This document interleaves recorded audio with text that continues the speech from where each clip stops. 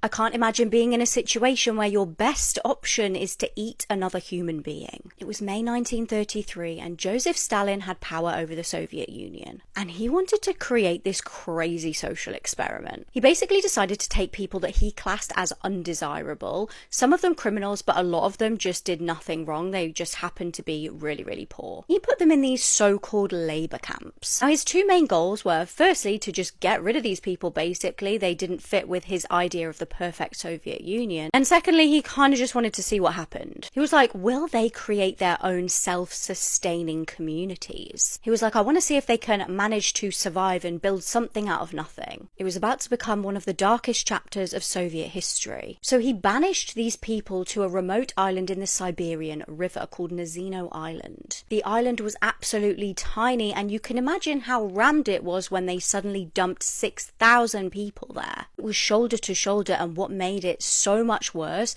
was the fact that they had no shelter and no food. There was actually really no way for these people to survive, and things very quickly escalated into horror. After the first night, nearly 300 people were dead. There was nowhere to sleep and take shelter, like I said, so nowhere to shelter from the harsh conditions. These people just perished. And of course there was no medical care. I mean, there was not even any food, so these people very quickly got very ill. And they're hungry, they're unwell, they got very desperate.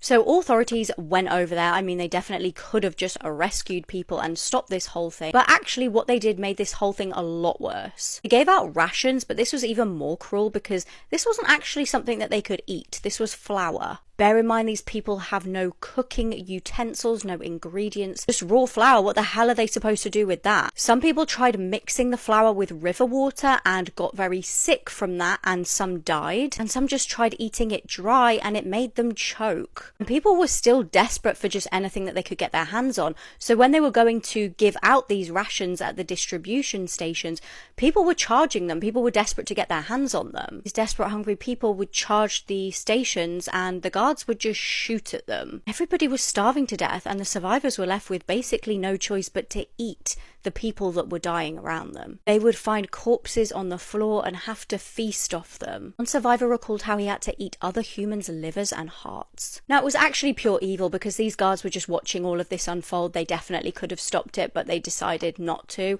In fact, when they would see people trying to flee the island on rafts, they would shoot them dead. Within weeks, the situation got so bad, and these guards were kind of fearing the retribution, that they just had to step in. By the time this sick experiment was over, just 2,000 people remained, riddled with diseases and traumatized, but they were alive. And this cannibal island horror actually was totally hidden from the public. Nobody found out until about the 1980s/90s. The entire event was classed as a state secret, and survivors were obviously too scared to speak out about what they saw. Local people now do visit the island to lay flowers and pay tribute to the victims who lost their lives there.